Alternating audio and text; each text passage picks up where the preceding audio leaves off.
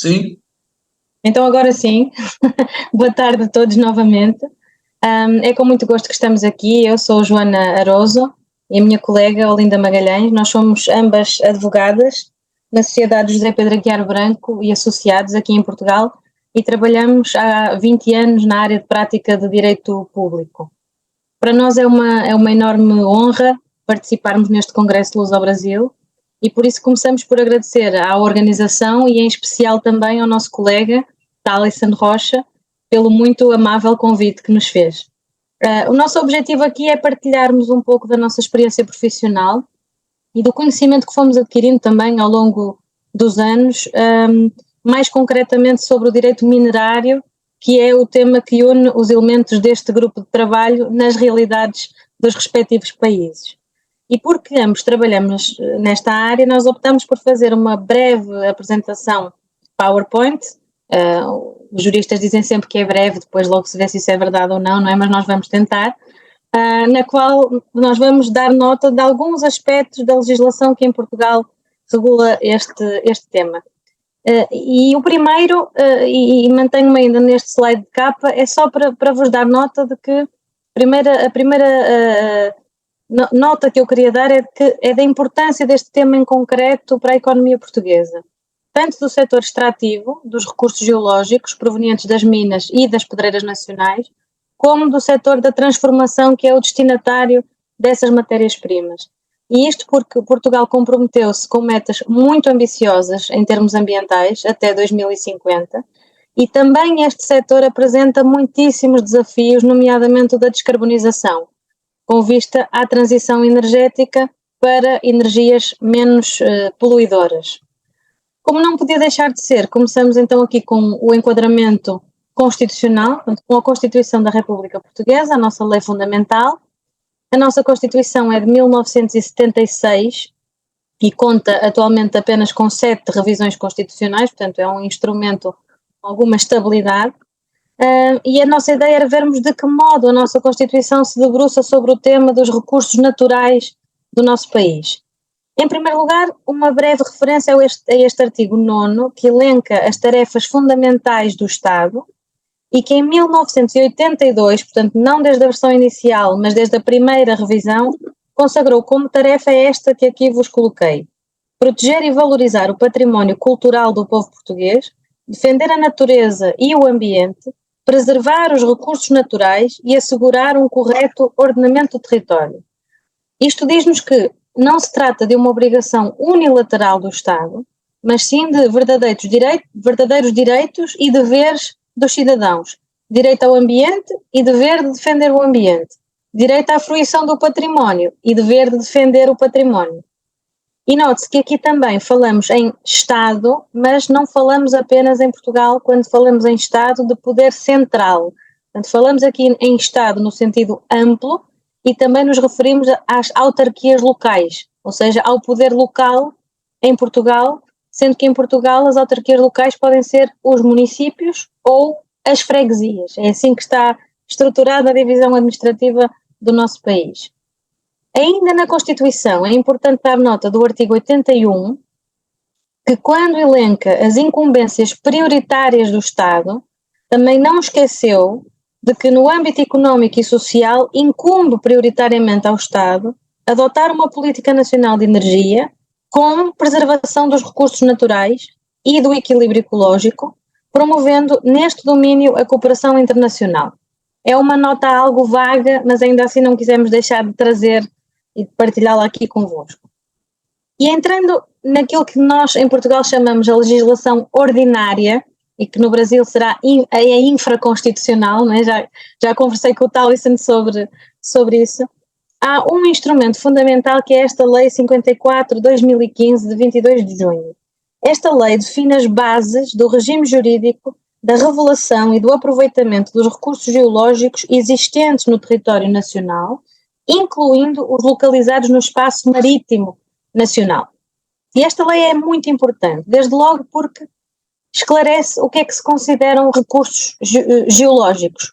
E consideram-se recursos geológicos os bens naturais designados por depósitos minerais, águas minerais naturais, águas minero-industriais, recursos geotérmicos, massas minerais e águas de nascente.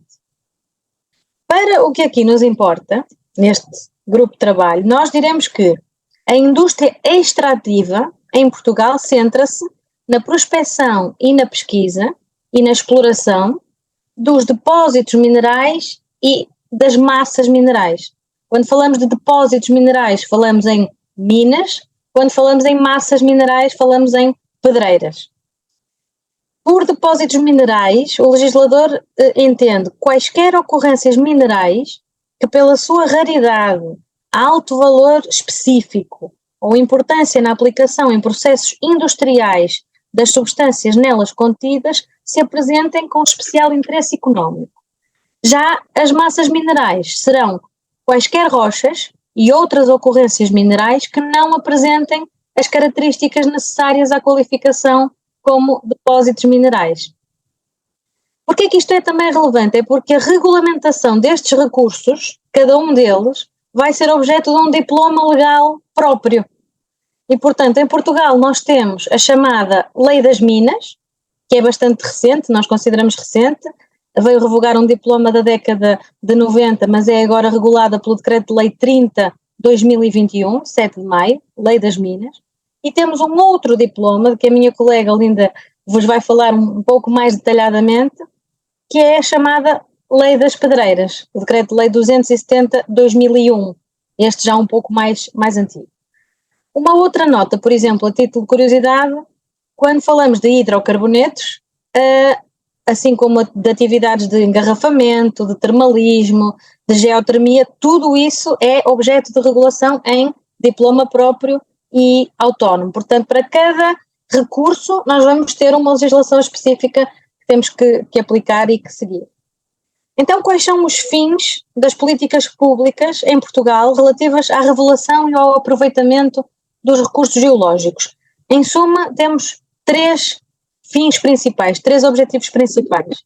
Aproveitar o conhecimento dos recursos existentes no território nacional, com o objetivo de desenvolver o seu potencial de forma sustentada e racional. Esta questão do conhecimento, do mapeamento dos recursos em Portugal ainda tem enorme relevância, ainda é uma questão crucial.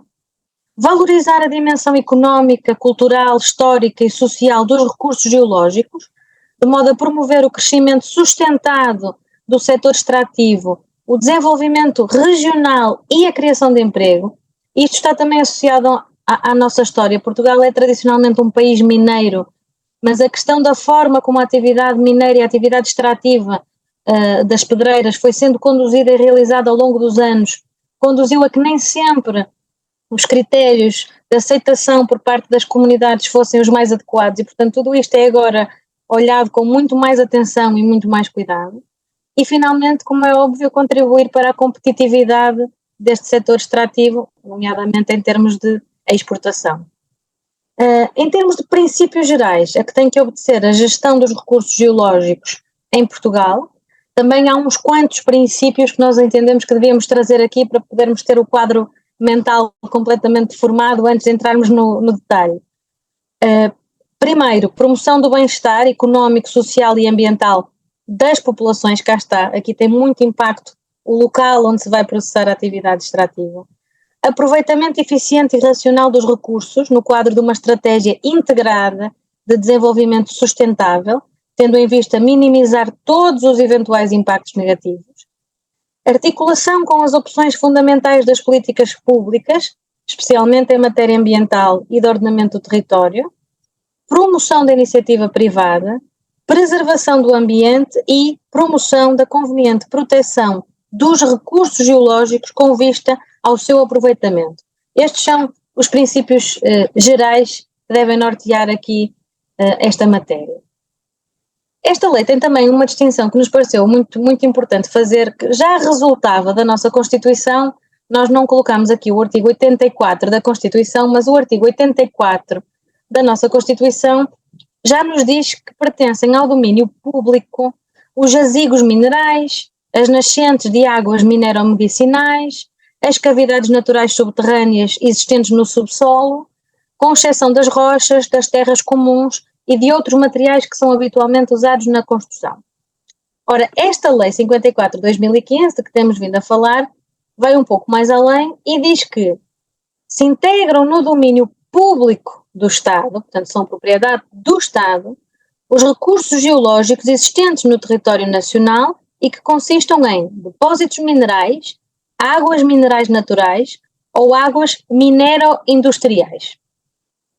Por outro lado, os recursos geológicos que consistam em massas minerais ou águas de nascente, as formações e as estruturas geológicas e os demais bens naturais análogos que não apresentem as características necessárias à qualificação como recursos do domínio público do Estado podem ser objeto de propriedade privada e de outros direitos reais.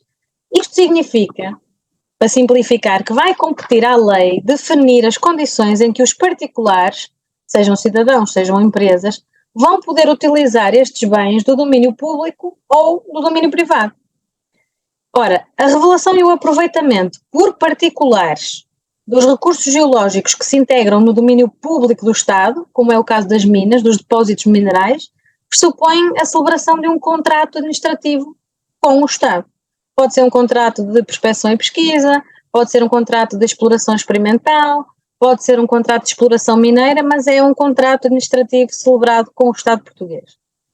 Já a revelação e o aproveitamento por particulares de recursos geológicos que sejam propriedade privada, ainda assim pressupõem a concessão de uma licença. Este é o caso da prospecção e da pesquisa e depois também da exploração das massas minerais, ou seja, das pedreiras. E esta é uma diferença muito importante que a minha colega um pouco mais adiante também mencionará, mas que eu queria deixar já a título de nota. Estou quase a finalizar aqui a minha parte, para ficarem também com esta ideia, porque é importante. Em Portugal há um organismo muito importante que é a Direção-Geral de Energia e Geologia, a DGEG. Este é o órgão da administração pública portuguesa que tem por missão contribuir para a concepção, promoção, avaliação de políticas relativas à energia e aos recursos geológicos, sempre naquela ótica do desenvolvimento sustentável e também da garantia da segurança do abastecimento, o que, por exemplo, nesta situação que vivemos do conflito entre a Rússia e a Ucrânia se revelou particularmente importante. Como veremos, não é a DGEG a atribuir as licenças no que se refere às massas minerais, mas tem este papel importantíssimo. No site da Direção-Geral, se tiverem depois curiosidade em procurar mais informação, encontram informação atualizada sobre a produção em 2020 2021, dos minerais industriais, dos minerais para construção e dos minérios metálicos. Isto é só a título de curiosidade o que mais se tem produzido em Portugal. E depois duas notas, também duas curiosidades com alguns dados objetivos. Em relação ao número de estabelecimentos, nós temos em Portugal minas, pedreiras e também termalismo e engarrafamento em 2021 754 estabelecimentos em atividade, e em relação ao número do pessoal ao serviço, tínhamos então 8.232 pessoas afetas a pedreiras e a minas e 2.164 afetas a atividades de engarrafamento e termalismo. Isto obviamente tem que ser visto à escala portuguesa e não à escala brasileira, são números muito pequenos, mas nós achamos sempre interessante partilhar aquela que é a nossa realidade. Também, para finalizar, dizer que a extração de minérios metálicos corresponde a cerca de metade dos ganhos em valor de exploração em minas e pedreiras portuguesas. A extração de minerais industriais é residual, contribui com muito pouco para esses ganhos. A extração de rochas ornamentais tem tido um acréscimo gradual ao longo da última década e tem efetivamente atingido um valor já superior a 25%, por exemplo, em 2019. A quase totalidade das pedreiras em Portugal dedica-se à produção de rocha ornamental, desde blocos para serem transformados mais tarde até às chamadas peças fendidas. Portanto, o setor da extração e da transformação dos granitos, em particular em Portugal, constitui uma atividade económica muitíssimo importante, sobretudo em regiões que têm maior risco de despovoamento. E passava então a palavra para a minha colega Olinda para continuar a apresentação dela. Obrigado, doutora Joana. Obrigada. Eu não sei se seria possível atribuírem o controlo ao Linda, mas sou eu que tenho aqui o PowerPoint, portanto eu posso continuar se calhar e vou eu mudando os slides, não é, Linda? É mais fácil. Sim, se calhar então, só para não demorarmos. Para não demorarmos mais, então vamos lá. Muito boa tarde a todos. Antes de mais, cabe-me a mim, portanto, no seguimento da apresentação que a Joana fez, ir um bocadinho ao detalhe daquilo que a Joana já explicou, designar-se a Lei das Pedreiras, portanto, o Decreto-Lei 270/2001, de 6 de outubro, que já tem, de facto, algum tempo de vigência, portanto, não é recente. Este decreto-lei veio revogar um decreto-lei também da década de 90, que esteve em vigor apenas 11 anos, ao contrário daquilo que aconteceu com a legislação das minas, que esteve em vigor cerca de quase 30 anos, e este, no entanto, naquilo que se referia às pedreiras, esse decreto-lei estava bastante desatualizado em matéria de preocupações ambientais, de recuperação paisagística, também de segurança de pessoas e bens. Este diploma atual, que é este Decreto-Lei 270/2001, padece atualmente sérias limitações, ele já foi revisto várias vezes. No entanto, atualmente em Portugal temos muitas pedreiras em situação irregular, pedreiras que não estão licenciadas ou pedreiras que têm procedimentos administrativos de licenciamento que se arrastam já há vários anos, fruto das várias entropias e passos que este diploma prevê, na medida em que prevê processos de licenciamento bastante complexos, com muitos passos, muitas audições a várias entidades, e isso acaba por resultar numa situação prática em que há uma imensidão de pedreiras que estão a laborar sem licença e com todos os riscos que daí normalmente decorrem para os trabalhadores, para as pessoas externas à atividade da pedreira e para a segurança das pessoas, dos bens e do ambiente. Tendo presente este enquadramento, neste momento e desde 2020, este diploma está em nova revisão, está pendente para aprovação e publicação uma nova lei das pedreiras, e esta necessidade foi em Portugal, e esta necessidade foi agudizada principalmente de uma forma mais recente por um acidente ocorrido em Portugal com uma pedreira em novembro de 2018, em Borba, no Alentejo, que provocou o colapso de uma estrada municipal que se situava mesmo junto à pedreira e que provocou 5 mortes. Isto à escala portuguesa foi um acidente bastante importante e que trouxe à lume a necessidade de ser revisto esta lei e o enquadramento. Se calhar pedia à Joana então que passasse para o segundo slide. Tendo isto presente nesta apresentação, eu vou cingir-me a estes 3 aspectos consideramos ser os mais estruturantes desta legislação: as classes das pedreiras existentes em Portugal e o licenciamento, os principais aspectos da relação entre o proprietário do terreno e a entidade exploradora da pedreira, isto porque, como a Joana referiu, sem prejuízo de ser necessária uma licença concedida pelo Estado português para que uma entidade, uma empresa, possa explorar uma pedreira em Portugal, como estes recursos são do domínio privado, como a Joana explicou, é necessário em acrescento que a pessoa que vai explorar a pedreira tenha também um contrato celebrado com o proprietário do terreno, com o dono do terreno, caso o explorador não seja ele próprio o dono do terreno. E depois alguns apontamentos acerca das preocupações do legislador português em matéria ambiental e de segurança. E nesse ponto voltarei ao tal acidente que referi há pouco de Borba e às medidas que foram tomadas no seguimento pelo governo português. Em Portugal existem, como está aqui neste slide, 4 classes de pedreiras, por ordem decrescente do impacto que provocam no ambiente e na envolvente, e são elas, portanto, as pedreiras da classe 1, que são as pedreiras que têm uma área igual ou superior a 25 hectares. Estas são as pedreiras maiores e são também aquelas que têm um procedimento de licenciamento mais complexo e mais exigente e, por isso, também mais moroso. É nestas pedreiras que estamos a maior parte das pedreiras em situação irregular são pedreiras que sem licença, são pedreiras da classe 1 ou da classe 2. As pedreiras da classe 2 são pedreiras subterrâneas ou mistas, ou então aquelas que, sendo a céu aberto, têm uma área inferior a 25 hectares, daí não caberem na classe 1, mas que excedem um dos seguintes limites: área superior a 5 hectares, profundidade de escavação superior a 10 metros, produção de mais de 150 mil toneladas por ano ou mais de 15 trabalhadores. Ou então aquelas que recorram ao uso de explosivos para o método de desmonte num volume de mais de 2 mil quilos por ano.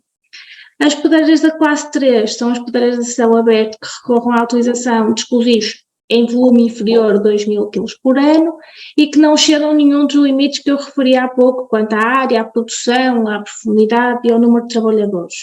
E por fim temos as últimas pedreiras, que são as pedreiras da quarta classe, que são as pedreiras de calçada e de laje, que são aquelas pedreiras mais pequenas e por isso com menos impacto na envolvente e para as populações. Relativamente a atribuição das licenças de licenças de pesquisa, como a Joana disse, compete à Direção-Geral de Energia e Geologia, à DGEG.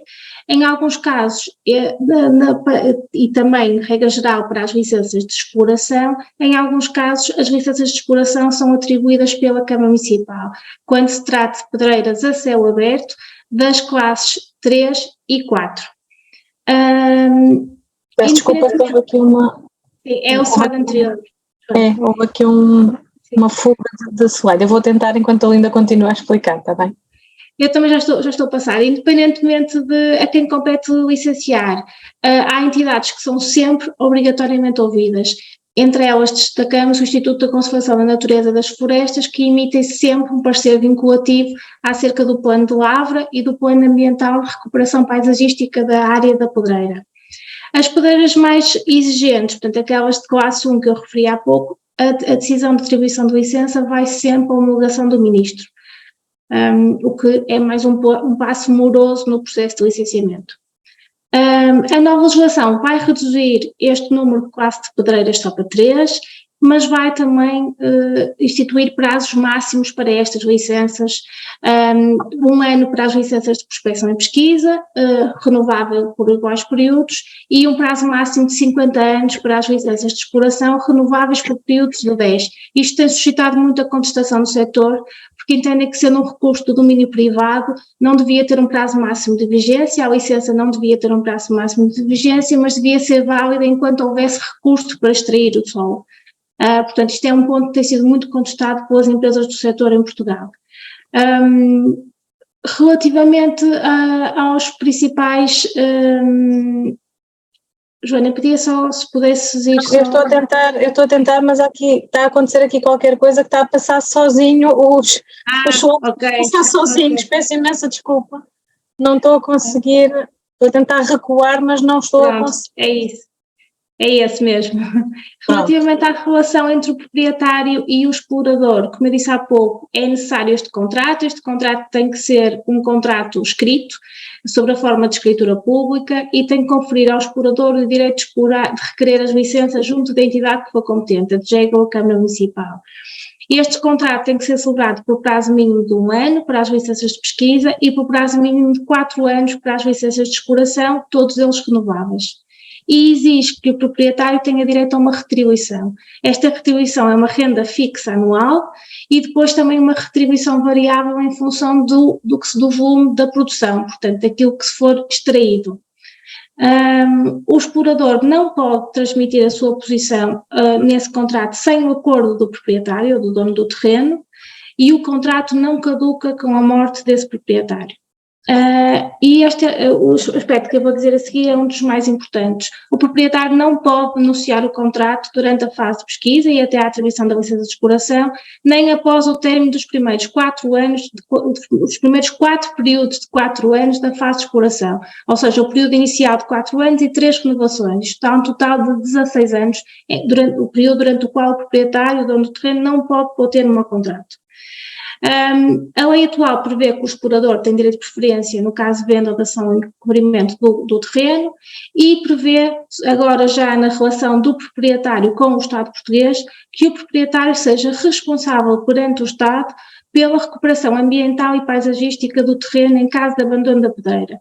E, portanto, se o explorador abandonar a pedreira e estiver ausente em parte incerta e não for possível encontrá-lo e também não tiver prestado uma caução a favor do Estado, o Estado pode demandar e agir sobre o proprietário do terreno para custear os trabalhos de recuperação ambiental e paisagística da pedreira. Isto está previsto assim porque esta situação, infelizmente, é muito comum em Portugal. Na nova legislação, este prazo de 4 anos passa para 5, portanto o prazo máximo, o prazo de duração do contrato passa para 5 anos, o que significa que o proprietário fica impedido de pôr termo a este contrato num período de 20 anos e não de 16, e a transmissão da posição contratual do explorador deste contrato passa a estar também submetida a um parecer da entidade licenciadora, portanto deixa de ser apenas necessário o acordo do proprietário para ser também exigível um parecer favorável da DGEC, da Direção-Geral ou da Câmara Municipal. O proprietário passa também a ter direito de preferência na transmissão da licença de exploração e esta legislação nova admite a criação de fundos ambientais para apoiarem financeiramente os proprietários caso recaia sobre eles a obrigação de custear os trabalhos de recuperação paisagística. Relativamente às preocupações de segurança que eu falei há pouco, a legislação portuguesa prevê a obrigação do requerente para ter direito à licença a apresentar um plano de pedreira. Este plano de pedreira deve abranger um plano de lavra e um plano ambiental e de recuperação paisagística. O plano de lavra é aquele que descreve um método de exploração, um método de desmonte, os sistemas de segurança e sinalização, o uso da água e energia, e o plano ambiental e de recuperação paisagística, o chamado PARP, é o plano que prevê as medidas ambientais que o explorador propõe implementar para mitigar ou anular o impacto da exploração, assim como a sua proposta de solução para o encerramento da pedreira e para a recuperação das áreas exploradas. Em Portugal, atualmente, as entidades licenciadoras, a DGEG e a Câmara Municipal, mas principalmente a DGEG, exigem que esta recuperação seja feita à medida que os trabalhos evoluem. Portanto, não só no fim e quando o encerramento da pedreira, mas à medida que as frentes de desmonte forem progredindo, tem que se recuperar a área que foi abandonada. Por fim, para além destas preocupações de segurança, Portugal tem vindo cada vez mais a refletir e também provocado pelo acidente que referi, o Governo aprovou uma resolução, a resolução do Conselho de Ministros 50 de 2019, que vem tentar atuar sobre o grande número de explorações que foram abandonadas no passado, algumas há muitas décadas, estamos a falar de explorações, algumas que foram abandonadas há 40 anos, sem qualquer recuperação ambiental ou paisagística, e só para verem em termos de dados, à data do acidente, em 2018, o governo português identificou que Portugal tinha cerca de 2.500 pedreiras, das quais 1.426 tinham sido licenciadas pela DGEC, portanto eram aquelas pedreiras maiores, de classe 1 e 2, e das quais 49% estavam em situação ilegal ou irregular. Portanto, estamos a falar de um número bastante elevado. Esta resolução que foi aprovada, aprovou uma lista de pedreiras que estavam nestas situações irregulares ou de incumprimento, que apresentavam algum tipo de fator de criticidade, dentre os quais estão elencados aqui no PowerPoint, portanto, com dificuldades de acesso, com movimentações de terra, com desníveis muito acentuados, que podiam provocar acidentes tais como o que aconteceu no Alentejo, e aprovou também um plano de intervenção nestas pedreiras, portanto, um plano que passava por implementação de medidas destinadas a evitar ou pelo menos reduzir esta situação potencial de criticidade. Esta resolução visou apenas as pedreiras da classe 1 e 2 e não as de classe 3 e 4, que seriam objeto de resolução própria, que ainda não foi aprovada até à data. Paralelamente, foram notificadas todas as entidades para implementar estas medidas e foram apresentadas queixas de crime junto do Ministério Público Português para serem apuradas também as responsabilidades criminais. A implementação destas medidas ainda está em curso atualmente, em virtude principalmente dos impactos e atrasos provocados pela pandemia mundial causada pela Covid-19. No entanto, é evidente que tem colhido alguns frutos, muitas pedreiras já foram vedadas e sinalizadas, pelo menos, de forma a evitar estes acidentes, e foram realizados alguns trabalhos de contenção, e o que se espera e o que a indústria extrativa portuguesa espera é que daqui sejam recolhidos alguns frutos para a legislação que está em elaboração. E pronto, e assim sendo, terminava a minha apresentação e queria agradecer em meu nome e da Joana pela vossa atenção e mais uma vez pelo convite que nos foi dirigido. Nós que agradecemos a explanação de vocês e agora vamos passar a palavra para o Dr. Thaleson, que vai trazer algumas considerações no âmbito do Brasil. Doutor Thales, está com o senhor. Obrigado, André. Boa tarde a todos. Inicialmente, eu gostaria de falar que a mineração ela se confunde com a própria evolução da civilização. Então, a gente tem a idade da pedra, a idade do ferro, a idade do bronze, onde a gente já, historicamente, consegue perceber a importância da atividade no nosso desenvolvimento como sociedade, no nosso desenvolvimento como civilização. Aspectos interessantes foram abordados aí pela doutora Joana e pela doutora Olinda no aspecto referente à propriedade desse bem mineral, né, que lá eles têm depósito mineral e massa mineral, e para nós aqui é tudo jazida. Então, a primeira diferença que nós temos aqui no Brasil nós temos o conceito de jazida, nós temos por fundamento constitucional a propriedade dessa jazida nas mãos do Estado brasileiro, na mão da União, lá no artigo 20 da Constituição Federal, e ela que vai outorgar, ela que vai conceder que o particular exerça a atividade de mineração. Então, assim, se a gente pegar até no início das nossas conversas, eu falava com elas, a nossa legislação minerária, ela nasce com Portugal. Ela nasce desde a monarquia, desde o Brasil colônia, no período regaliano, no período do Império, depois no período da República. Então, nesses períodos históricos que nós tivemos, a mineração sempre foi muito forte e muito importante. Então, nas substâncias que vão ser utilizadas nessa atividade da mineração, nós vamos ter vários, alguns foram até citados já, os minerais metálicos ferrosos, os não ferrosos, não metálicos, os agrominerais, né? O que são isso? São as substâncias em si, minério de ferro, bauxita para a produção de alumínio, prata, ouro, bronze, e para nós aqui especificamente no sul do estado do Espírito Santo, as rochas ornamentais, né? O sul, o mármore, região noroeste, o granito. Então, tudo é mineração. E aí a gente consegue perceber a importância dessa atividade em nossas vidas e a importância do direito minerário.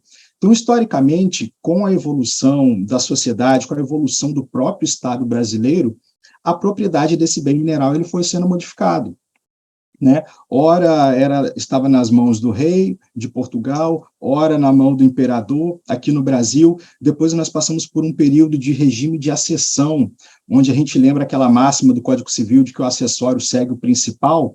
Então, a propriedade do imóvel atraía a propriedade desse bem mineral. Foi uma época que o desenvolvimento da atividade de mineração no Brasil foi praticamente muito reduzida, porque ficava dependendo da autorização e da permissão do particular. Logo depois, né, o Estado retoma essa propriedade desse bem mineral e nós temos resquícios até hoje dessa atitude, que são as minas manifestadas. Então, hoje nós temos dois tipos de mina no Código de Mineração, a mina concedida e a mina manifestada, sendo que no Brasil nós estamos no nosso terceiro Código de Mineração. Nosso primeiro código é de 1934, o segundo de 1940, e o nosso último atual e bem velhinho é de 1967, que teve o regulamento em 68, mas de forma mais recente, em 2018, ele passou por profundas alterações, justamente para poder atender as demandas das atividades minerárias. Então, assim, só para explicar para os alunos que estão aqui, os advogados que não são dessa área, a gente pode entender a mineração como um todo, com essa importância que as advogadas, doutora Olinda e doutora Joana falaram, para a produção, para o produto interno bruto do Brasil, de Portugal e também do Brasil, é extremamente importante. Então, nós temos essa importância a nível, aqui no Brasil, a nível federal, a nível estadual e a nível municipal. Municípios e estados inteiros que dependem da produção da atividade minerária. Então, aqui eu gostaria de destacar para vocês como é que está montada essa estrutura regulatória. Aqui, no Brasil, a União é a proprietária desse bem mineral, seja ele onde ele estiver inserido, se ele está na plataforma continental, se está no mar, se está no subsolo, se está aflorado, se está no solo, aonde foi encontrado uma jazida, aonde foi encontrado esse recurso mineral, a propriedade da União, ela que vai outorgar. A diferença é que nós temos sistemas que vão ser utilizados para que essa atividade minerária seja desenvolvida. Então, nós temos alguns sistemas aqui que nós chamamos de regime de aproveitamento, autorização, que vai ter como objetivo a identificação dessa jazida, a quantificação, aonde que ela está, quais propriedades que ela está envolvendo ali, qual o tipo de substância, a quantidade, qual a forma de lavra que ela vai passar para poder desenvolver essa atividade, o regime de concessão, a portaria de concessão de lavra, onde o minerador realmente vai lucrar com a atividade. Então, esses dois aí eu considero os regimes clássicos. E temos os outros que são específicos e mais céleres. Regime de licenciamento, principalmente com foco na construção civil, e a partir de 2020, também para rocha ornamental, regime de extração voltado para a administração pública, quando ela precisa de utilizar essas substâncias, e o regime de monopolização, que é voltado para o setor energético. E também poderia falar para vocês, está aí, também sobre a permissão de lavra garimpeira, para os minerais garimpáveis, né? Ouro, diamante, que utilizam procedimentos diferentes de extração, faiscação, cata. Então, a depender do tipo de substância, do porte da atividade, nós vamos ter sistemas específicos para que essa produção seja realizada. Isso que faz com que a mineração ela seja tão grande e tão importante na economia da onde ela está inserida. Porque uma das principais características que nós temos é um pressuposto físico, natural, que é a rigidez locacional. Então, aonde essa substância está inserida, ali ela vai ter que ser pesquisada, ela vai ter que ser lavrada, ela vai ter que ser explotada, para que ela possa gerar os recursos necessários aí para a atividade e os recursos do interesse nacional. Gostaria de identificar também, a doutora Olinda até falou sobre a questão do contrato, do dono do imóvel com o Estado.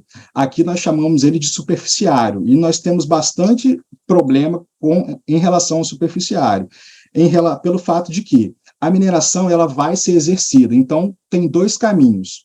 O primeiro caminho é o acordo, que geralmente não é fácil, que envolve valores, envolve avaliação do imóvel, envolve se ele quer vender ou não, a renda que o proprietário vai querer receber, e é o minerador que vai pagar. O Estado não tem nada com isso, não. É o minerador que tem que tirar do bolso e resolver.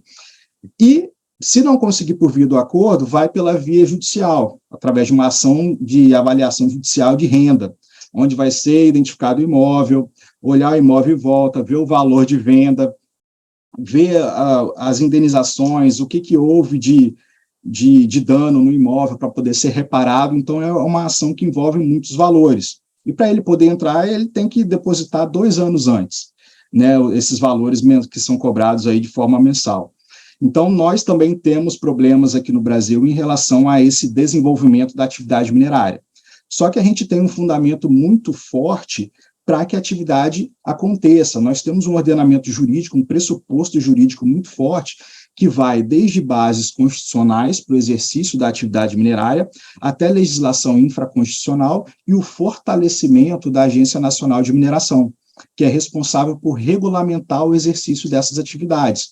Então, nós tivemos o DNPM desde 1934, 2017 e 2018, a ANM entrou com uma nova roupagem bem mais online, bem mais eletrônica, bem mais dinâmica, e tem criado várias resoluções específicas do que antes eram gargalos, eram problemas para o desenvolvimento da atividade de mineração no Brasil. Então, hoje a gente está conseguindo desenvolver bem mais. Nós temos o Plano de Mineração 2030, 2040, que tem auxiliado bastante o Brasil no desenvolvimento e identificação de pesquisa mineral.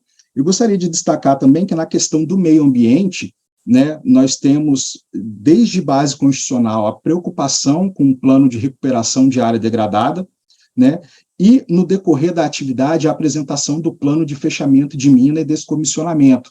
Então, o Código de Mineração ele passou por sérias alterações em 2020, já aplicando muitas alterações com base no direito ambiental, para favorecer essa proteção do meio ambiente após a finalização, após a exaustão da jazida, né? Então, aqui no Brasil, a gente tem essa preocupação, e fica muito a cargo do Ministério Público Estadual e Ministério Público Federal ajuizar as ações quando são identificados algum tipo de dano ambiental ou algum tipo de usurpação mineral, quando alguém exerce a atividade de mineração sem ter os documentos necessários, sem ter o direito minerário estabelecido, outorgado ou concedido pela Agência Nacional de Mineração.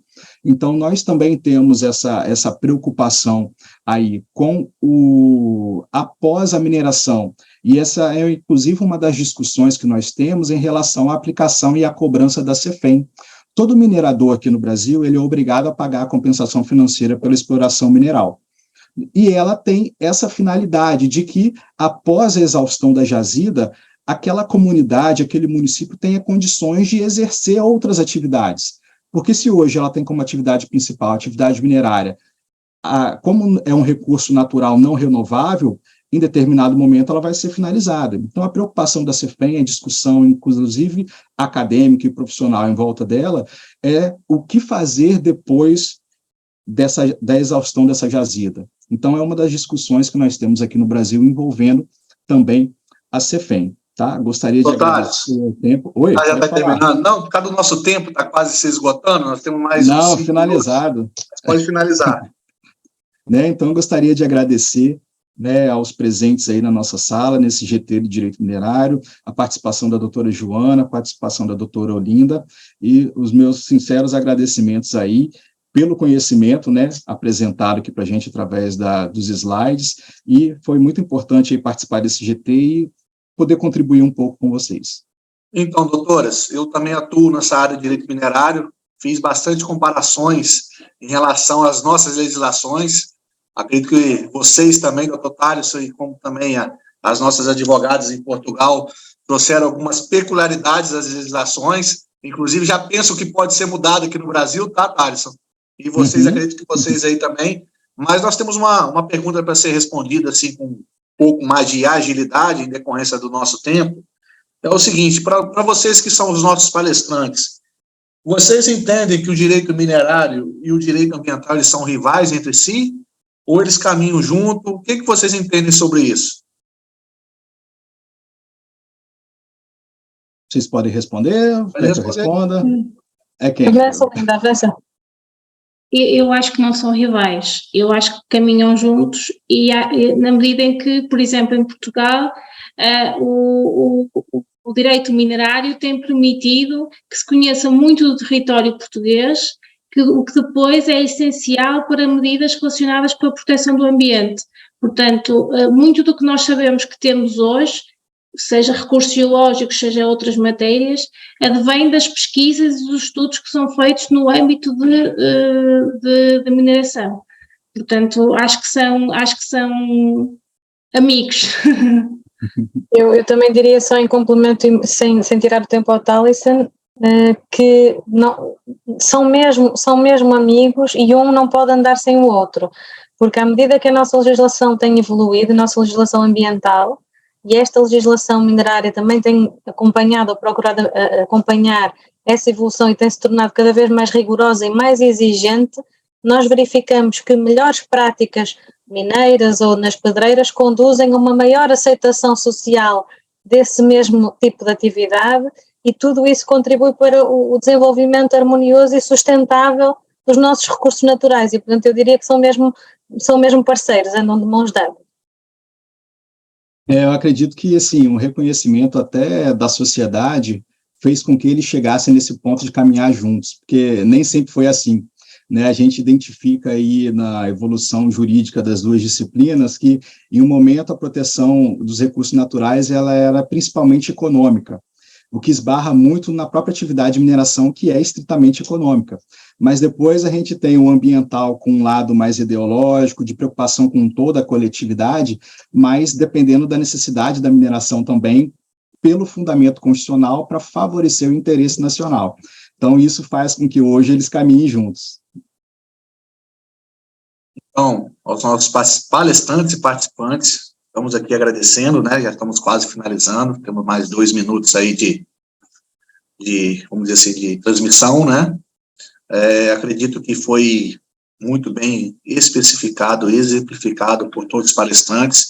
Gostei muito. Eu estou aqui, assim, já pensando em algumas teses, algumas tentativas de convencer o minerador, o Ministério Público, os nossos órgãos ambientais, ANM, até em questões de comparativo, né, doutor Thales? Nós que atuamos aqui no Brasil, vamos dizer assim, né, que não é fácil atuar lá na Agência Nacional de Mineração, acredito também aí em Portugal também que não seja tão fácil, mas aqui tem ocorrido algumas flexibilizações de legislações, né, o legislador tem entendido que tem que se inventar todos os dias, né, apesar que tem que ter, nós temos que fazer a gestão, né, da atividade minerária e também a gestão do meio ambiente, isso aí também é muito importante, né, enfim, agradecer muito em nome da direção, né, do Luz Brasil, pela participação de vocês todos, dos palestrantes e dos nossos participantes, né, e fico muito honrado por ter feito parte também dessa mesa,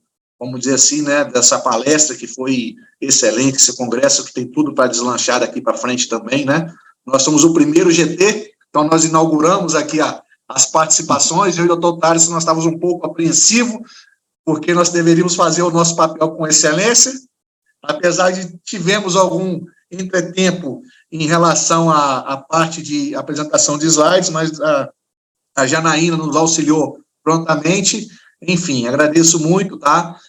A Damásio está concedendo, né, fazendo um sorteio, tá, de uma bolsa de 100% de um curso de atualização em prática, e o nosso escolhido hoje é o Dr. Tony Tavares Júnior, então, só entrar em contato com a Flaviana, com a Janaína também, que estará sendo orientado da melhor forma de como usufruir desse benefício, tá bom? No mais, agradeço vocês, de coração, os contatos nós já temos nos nossos grupos, e estamos à disposição também naquilo que for necessário, tá ok?